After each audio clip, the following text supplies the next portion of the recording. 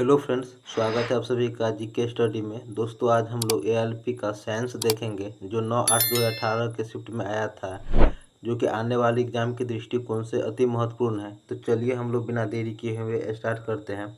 हमारा पहला प्रश्न है, रिक्त स्थान में सबसे उपयुक्त विकल्प भरें। ध्वनि की पिच इसके किस पर निर्भर करती है? तो ध्वनि की पिच निर्भर करती है आवृत्ति पर। ऑप्शन नंबर ए, ध्वनि की पिच के कारण ही ध्वनि पतला या मोटा सुनाई देता है। पिच के कारण ध्वनि पतला या मोटा सुनाई देता है, जबकि आयाम आवृत्ति पर निर्भर करती है। आयाम आवृत्ति पर निर्भर करती है। नेक्स्ट प्रश्न है, H2O2 प्लस Cl2 2HClO2 अभिक्रिया में H2O2 किसके रूप में कार्य करती है? तो यह कार्य करती है एक अपचायक के रूप में, एक अपचायक के रूप में। नेक्स्ट प्रश्न है, निम्न में से कौन सा एक बॉर्डरलाइन तत्व नहीं है? तो ये बॉर्डरलाइन तत्व नहीं है bismuth. Option number C, bismuth borderline तत्व नहीं है। बिस्मथ स्वतंत्र अवस्था में पाया जाता है। बिस्मथ स्वतंत्र अवस्था में पाया जाता है, जबकि पोलोनियम पोलोनियम प्रथम मानव निर्मित तत्व है। प्रथम मानव निर्मित तत्व पोलोनियम है, जबकि सिलिकॉन अर्धचालक है। सिलिकॉन अर्धचालक है। अगला प्रश्न है, गति का पहला समीकरण किसके किसके बीच संबंध दर्शाता है? तो ये संबंध दर्शाता है वेग और समय के बीच। वेग और समय के बीच, स्थिति और समय के बीच न्यूटन का सेकेंड नियम बताता है। सेकेंड नियम स्थिति और समय के बीच संबंध को दर्शाते हैं, जबकि स्थिति और वेग के बीच थर्ड नियम दर्शाते हैं। स्थिति और वेग के बीच थर्ड लॉ संबंध दर्शाते हैं। अगला प्रश्न है, यौन प्रजनन में माता पिता का योगदान होता है। तो ये योगदान होता है अपने जीन का आधा हिस्सा। अपने जीन का आधा हिस्सा। जीन शब्द का प्रयोग सर्वप्रथम जोहानसन ने किया था। जीन शब्द का सर्वप्रथम प्रयोग जोहानसन ने किया था।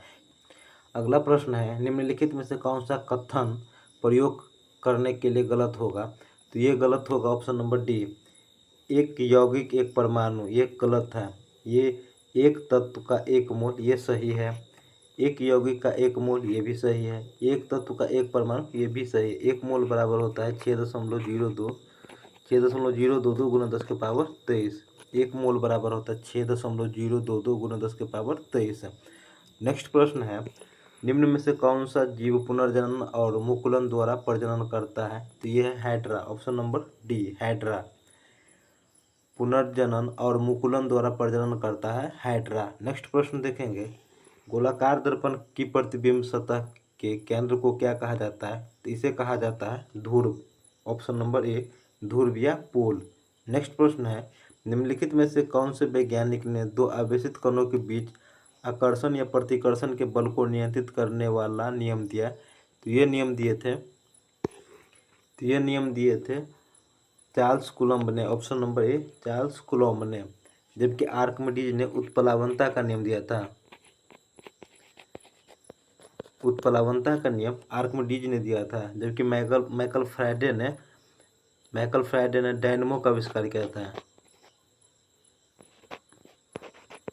माइकल फ्राइडे ने डायनेमो का आविष्कार किया था, जबकि आर्किमिडीज ने उत्प्लावनता का नियम दिया था। अगला प्रश्न है, निम्नलिखित में से कौन सा एक धनायन है? तो यह धनायन है ammonium. Option number D, ammonium एक धनायन है। नेक्स्ट प्रश्न देखेंगे, पुरुष में प्राथमिक यौन अंग कौन सा होता है? तो ये होता है वृषण। ऑप्शन नंबर बी, पुरुष में प्राथमिक यौन अंग वृषण होता है। नेक्स्ट है, निर्वात में प्रकाश का वेग कितना होता है? तो ये होता है 3 × 10 के पावर 8 मीटर पर सेकेंड। निर्वात में प्रकाश का वेग 3 × 10 के पावर 8 मीटर पर सेकेंड। प्रकाश का वेग सर्वप्रथम रोमर ने ज्ञात किया था। प्रकाश का वेग सर्वप्रथम रोमर ने ज्ञात किया था। नेक्स्ट प्रश्न देखेंगे। अगला प्रश्न है, यदि घोल से धातु ए धातु बी को प्रतिस्थापित करती है तो धातु ए बी की तुलना में अधिक प्रतिक्रियाशील है। यदि घोल से धातु ए धातु बी को प्रतिस्थापित करती है तो धातु ए बी की तुलना में अधिक क्रियाशील है। नेक्स्ट प्रश्न देखेंगे, संक्रमण तत्व क्या होते हैं? तो संक्रमण तत्व होते हैं वह तत्व जिनके दो सबसे बाहरी सेल अधूरे होते हैं।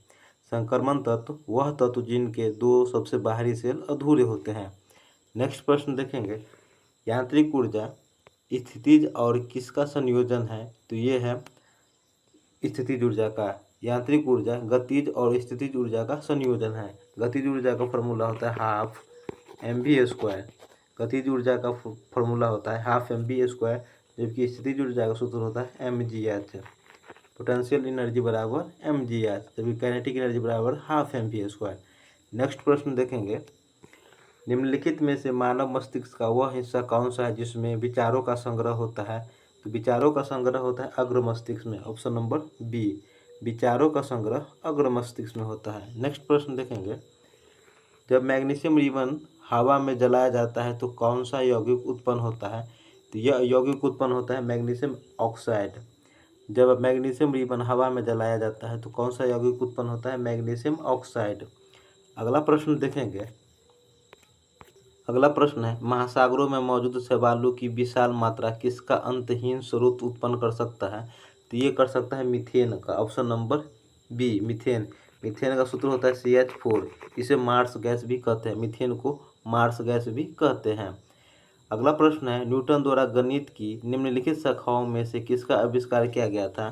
तो यह आविष्कार किया गया था गणना का, ऑप्शन नंबर सी गणना का। नेक्स्ट प्रश्न देखेंगे, एक मिश्र धातु किसका एक उदाहरण है? तो ये उदाहरण है ठोस विलयन का, ऑप्शन नंबर सी। एक मिश्र धातु किसका एक उदाहरण है? ठोस विलयन का। तो दोस्तों हमारा ALP साइंस का 20 क्वेश्चन का सेशन कंप्लीट हुआ। ये सेशन आपको कैसा लगा हमें कमेंट करके ज़रूर बताइएगा। सेशन अच्छा लगा हो तो लाइक कीजिएगा, कमेंट कीजिएगा और सब्सक्राइब कीजिएगा।